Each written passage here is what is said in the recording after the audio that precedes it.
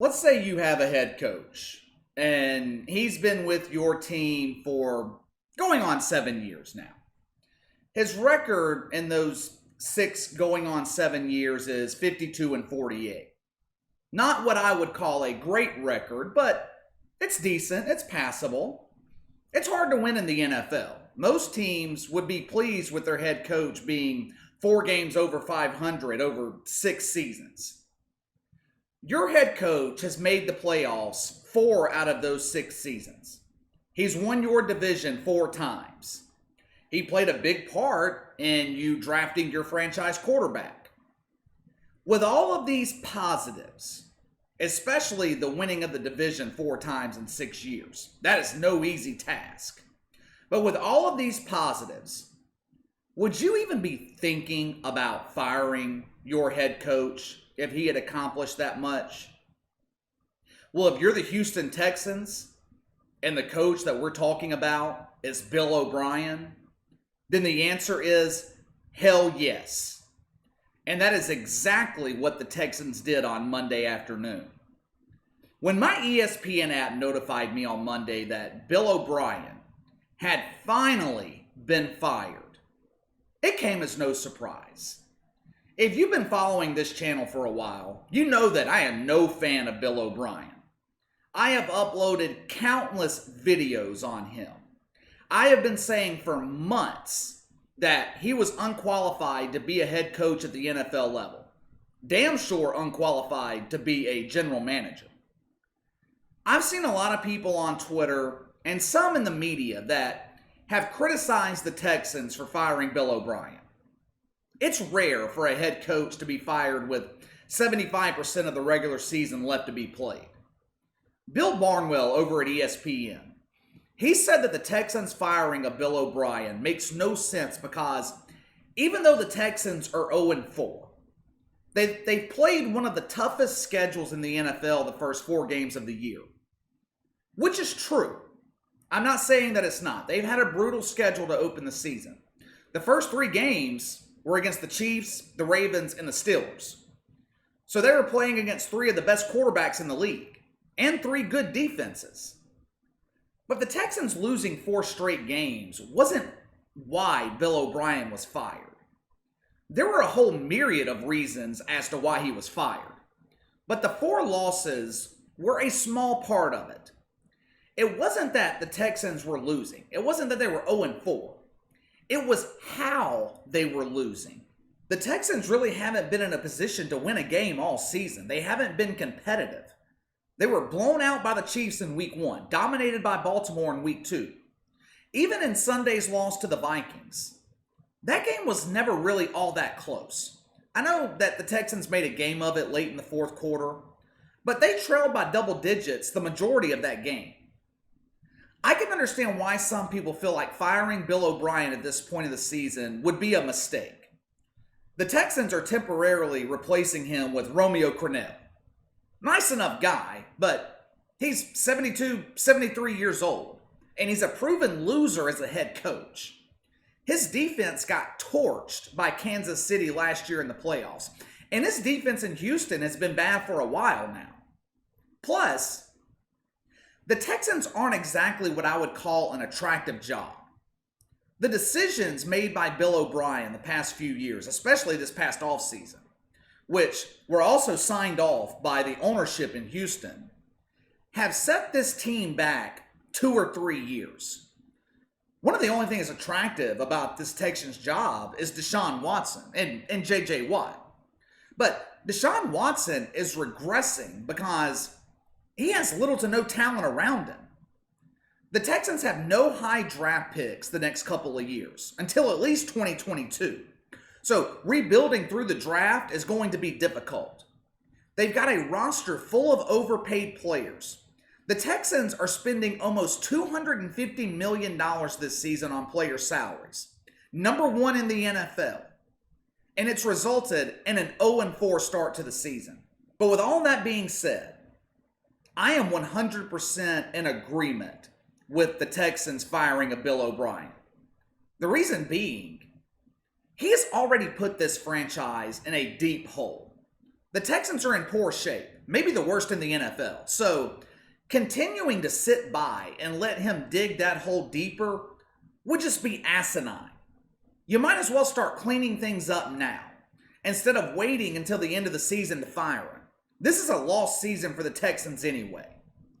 One of the many problems with Bill OBrien, he let his personal feelings impact personnel decisions. He didn't get along with left tackle Dwayne Brown a few years ago, so he let him go. Then he had to go out and mortgage a big piece of their future trading draft picks to go get left tackle Laramie Tunsil. He didn't get along with DeAndre Hopkins. Then when Hopkins asked for more money in the middle of his contract, it was the straw that broke the camel's back for Bill OBrien. I don't understand why. Asking for more money is what star wide receivers do. That was nothing out of the ordinary. Instead of working it out with DeAndre Hopkins, Bill OBrien trades him to Arizona in one of the worst trades in the history of the modern NFL. All he got in return for arguably the best wide receiver in the league right now was a broken down running back in David Johnson and a second-round draft pick. Bill OBrien traded away Jadeveon Clowney. He overpaid Randall Cobb.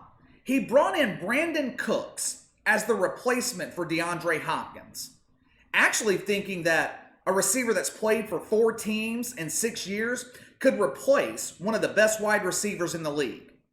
It's not working out. Check this out. Houston could go 0-16 this year and not get the number 1 pick in the draft. They don't have a first-round draft pick, thanks to Bill OBrien. Things were so bad in Houston, they are paying Bill OBrien through 2022 just to walk away. We'll pay you millions of dollars over the next 2 to 3 years. Just please get the hell out of here and quit ruining our franchise. I told you guys a few months ago when this went down that the DeAndre Hopkins trade would be the final nail in the coffin for Bill OBrien. He should have been fired as soon as he presented that deal to ownership in Houston for them to sign off on. Somehow, he convinced them that it was a good idea, which tells me that Texans ownership is also part of the problem. So where do the Texans go from here? It's being reported the general manager role, now empty, will be handed over to Jack Easterby, a name that I'm sure that most of you are not familiar with. I wasn't. He's the current vice president of football operations in Houston. Now, the problem with making him sort of the interim general manager, he was brought in by Bill OBrien. Another problem with him being in a position to make personnel decisions, he was in Houston for a lot of the poor decisions regarding personnel that Bill OBrien made. So handing the keys to the franchise over to him isn't what I would call a wise decision. What the Texans need is someone young, someone hungry to come in and clean up this mess, because it is going to take years to clean up this disaster that Bill OBrien created. Can't rebuild through the draft. Most of the early on draft picks traded away. Can't rebuild through free agency because of all the overpaid players, all the guys that Bill OBrien handed contracts to over market value. The Texans are looking at being $6 million over the salary cap heading into next offseason. Some models have the Texans being $15 million over the salary cap. Either way, the point is, Houston doesn't have any damn money to spend. You are not going to be able to lure a big-name NFL head coach to Houston. It's not like when Kansas City had an opening and they were able to go out and get Andy Reid. Hell, it's going to be tough to lure a big-name college coach to Houston with the shape that they're in. Many have started to speculate that Dabo Swinney could be a top candidate for the Texans. There's already a coach-quarterback connection. He and Deshaun Watson won a national championship together at Clemson. Dabo Swinney was asked about this in a press conference, and he said that that's not something I want to even think about. Now, a lot could change between now and January. Obviously, in the middle of a season where he is chasing another national championship, Dabo Swinney is not going to commit to leaving Clemson right now. But if you are him, why would you want to leave Clemson to go clean up a gigantic mess in Houston? He has got it made at Clemson. He is a legendary college head coach. He is a god in that town. He recruits all the best players. He plays an easy schedule in the ACC every year. He has built a powerhouse in Clemson. He's making millions of dollars. Basically, he is living stress-free, or as stress-free as a head football coach can get. Why in the hell would he want to leave the good life and walk into a dumpster fire? The Texans are going to have to go the route that the Rams did a few years ago when they hired Sean McVay. The Texans need to find a young, hungry offensive coordinator that can work with Deshaun Watson and is willing to tough it out for the next couple of years while he works with the new general manager, cleaning up Bill OBrien's mess. And as far as Bill OBrien goes, will he find another head coaching job in the NFL? Probably so. He damn sure won't be offered another general manager role, but he will likely be hired by some desperate team to coach them. Head coaches that win 4 division titles in 6 years in this league, they don't usually stay out of work for very long. Now, I wouldn't want him coaching my team. I wouldn't want him coaching the Saints. Before he was made general manager by the Texans, I still thought Bill OBrien was one of the worst head coaches in the NFL. Winning the weak AFC South 4 times, that doesn't really impress me. You can tell a lot about an NFL head coach by how he fares in the playoffs. Now, I'm not saying they have to have an unblemished playoff record, but even in losses, a head coach could have prepared and called a great game. Take the Saints' loss to the Vikings a couple of years ago in the divisional round. I think it was the 2017 season, 2018 playoffs. That loss was not on Sean Payton. The Saints lost that game on a fluke play. The playoffs proved to me that Bill OBrien was unqualified. But KC, he's won 2 playoff games. Yeah, he has. One of those, he beat the Raiders in 2016 when Derek Carr was out injured. So the Raiders didn't have their starting quarterback. And he beat the Bills last year at home after Sean McDermott and Josh Allen basically handed the Texans that game. Bill OBrien's 4 playoff losses have come by an average of almost 21 points. Like I said, some desperate team is going to hire him eventually, give him another chance. Wouldn't surprise me if it was a team like the New York Jets.